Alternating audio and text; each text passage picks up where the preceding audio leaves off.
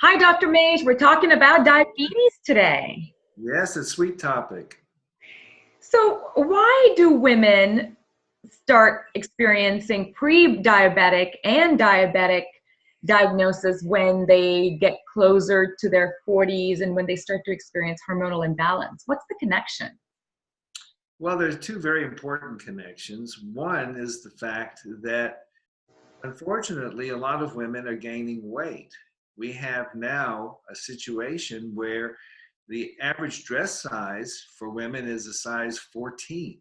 This is the mean dress size, and 14 to 30 or so is plus sizes. So people are getting bigger, and as a result, the fat cells are causing resistance to insulin. What does that mean? It means that the more fat that you have, the way that the system works is that your pancreas makes insulin. You eat something that has a sugar in it. The insulin allows the sugar to go from your bloodstream into your cells. So if you have fat, the insulin that has to be produced is greater and greater and greater in order to push that insulin into the cells. So you get what's called insulin resistance. It just doesn't work as well. And so there's more sugar in the blood rather than into the various cells. So weight is one reason. The second is some of it has to do with that weight, is that the muscles are using much more insulin than the fat cells are using. So you have an inefficient system where you're not consuming the insulin in your body. And the final one is, as hormones change and estrogen levels drop, insulin is not as effective because estrogen enhances the effectiveness of insulin to bring glucose from the bloodstream into the cells. So those are some of the most common reasons that we're seeing an increase in diabetes. And of course, we're talking about type 2 diabetes, which is ones that not because your pancreas shuts down usually as a child, but because the kind of not enough insulin to go around.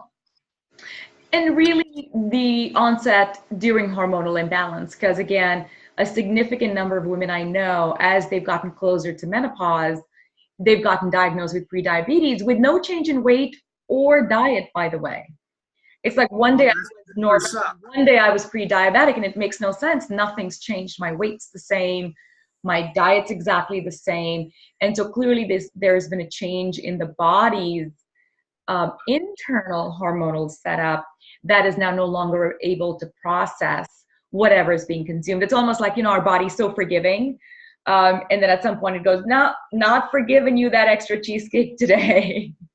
Well, it's true that may happen for some people, but the majority of the people fall into what I was talking about. And, one of the things that's important as you go to your well visit is to get a blood test for a hormone that's called hemoglobin A1C. Now, if you take a blood sugar, if you take your glucose level or your blood sugar, and you have a fasting blood sugar with a level that's over 100, that's considered to be elevated. Right. But blood sugar is only the level for that particular moment in time.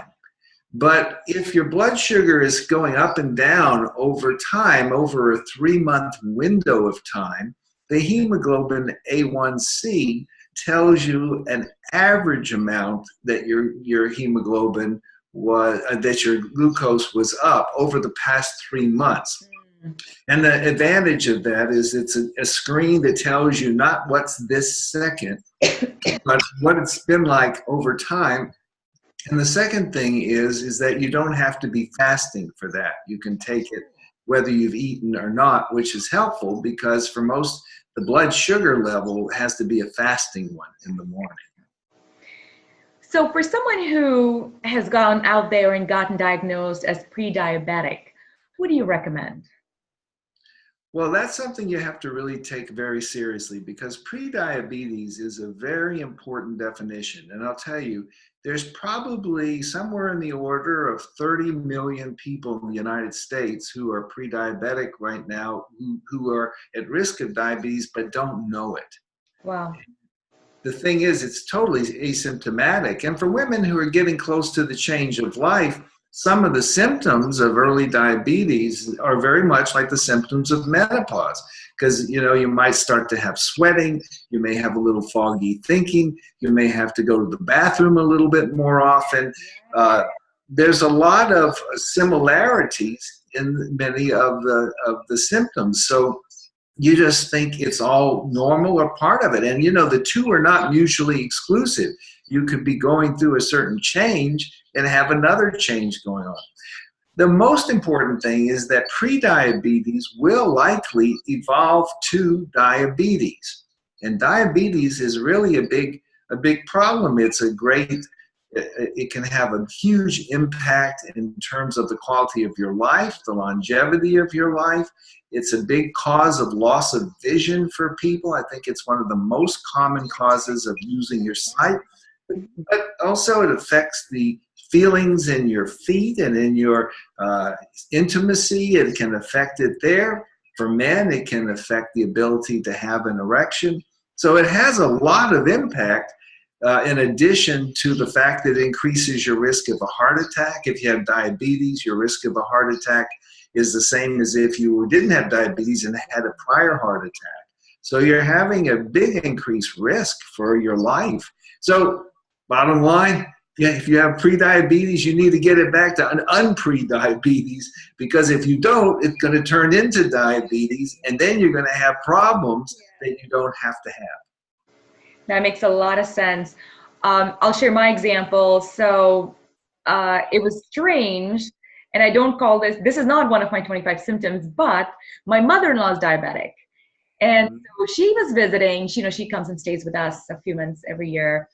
And so in the middle of all my craziness, she goes, oh, maybe you should check. And by the way, she got diabetes in her late 40s, early 50s, which I'm now convinced is linked to her going through menopause.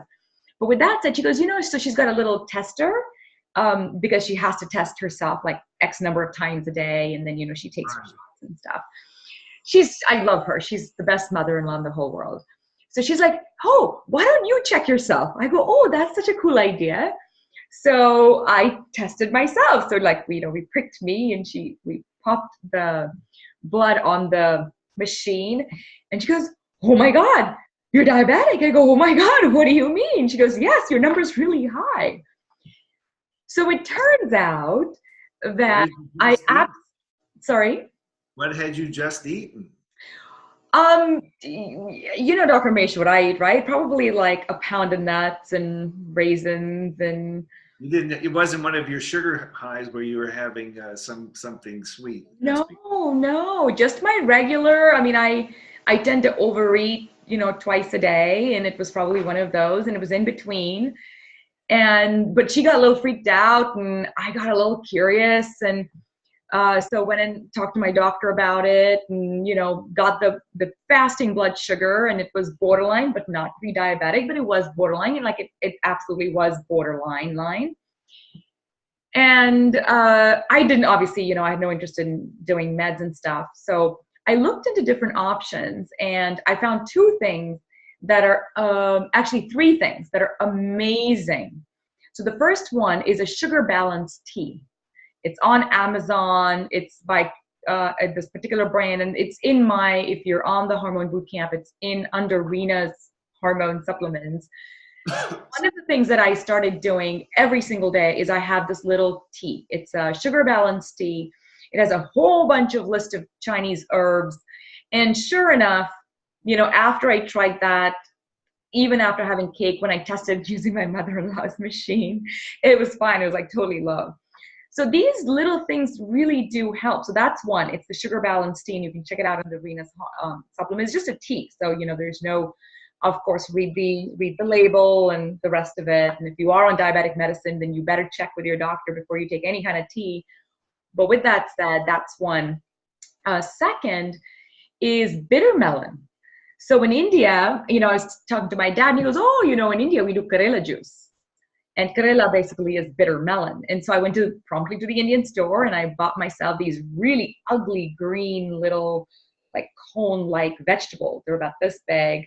They're horrifically ugly and so bitter. So you kind of scrape the top and you juice it. I have one of those cold press juicers at home that I'd invested in. And so I started taking about 2 tablespoons of this bitter melon juice. Just, when I would overdose on sugar, because I am a sugar addict and I do have my indulgences. So if I was going to have a bowl of ice cream, I'd make sure I had my juice with it. And sure enough, you test yourself. It's a whole different level the way it balances. So bitter melon, you can Google it, you can search for it. You can see there's apparently scientific studies behind it too. But just a little vegetable like bitter melon can help if you're gonna overindulge. And then the third is called neem, N like Nancy, E-E-M like Mary, neem. And neem you can actually get pills. Actually, bitter melon you can get pills too. If you can search for bitter melon pills or neem pills. And neem is another one of those. It's a leaf. It's actually just a leaf, but it's really, really bitter. And as a side benefit, neem leaves were used to also ward off evil. So, I joke like they're warding off the evil on the inside, the way they're meant to ward off evil on the outside. So those are my 3 suggestions. If you're going to continue to eat what you want to eat, like cakes and stuff, or a high carb diet, and you're starting to see sort of your numbers go the other way and you don't want them to go the other way, try some of these things or try some other things. There's a lot of other natural herbs. Trumpet tree. I was in, Dr. Maish, I was in this wonderful cruise, and at the Embera village, we learned about something called the trumpet leaf, which perfectly balances the blood sugar. You just have to chew the leaf. It's just, we don't get it here, so. I'm going to suggest a couple of other things. Great. Number 1, exercise. Because exercise does 2 things. Number 1, it's going to increase the muscle mass that you have versus the fat. And muscles use about 3 times more calories than fat cells. So the more that you can, you don't have to turn into the Hulk, but the more that you can turn some of your fat into muscle, you're going to consume more of the sugar you eat.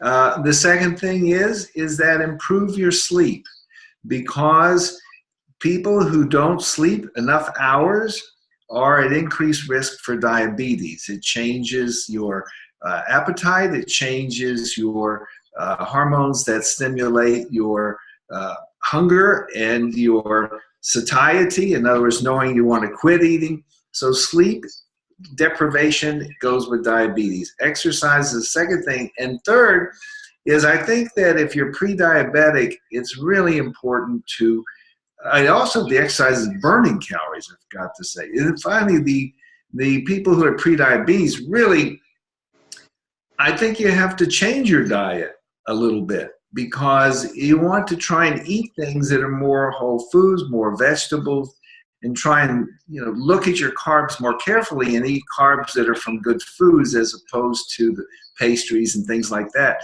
Because this is a major health issue that probably is going to be nearly half the population is going to be diabetic in the next 20 years or so. We're talking about a major health epidemic, and you control that by largely by what you eat. So the extent to which you exercise and eat, huge. And hormones do play a role. As a matter of fact, the women who are in hormone therapy have less risk of getting diabetes than the women who are not on hormone therapy as they get older, because of some protective benefit for type 2 diabetes by using hormone therapy. And there's a number of reasons why I won't go into here, but just know that that data is out there.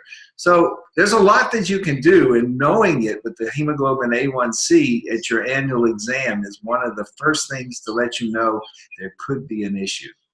Great tips, Dr. Mitch. Any other parting advice before we wrap up? No, it's just remember that it's better to stay well than to get well. So the more that you can do on the prevention side, the better it's going to be to live a healthier, happy and hormonally balanced life. You heard it. Take it seriously. And there's a lot of easy ways for you to make sure you don't get diabetes and are not a part of a statistic in the upcoming epidemic. Right. So with that said, we are going to see you on the next Hormone Bootcamp video. Stay smiling. Thank you, Dr. Maish. Take care, Rita.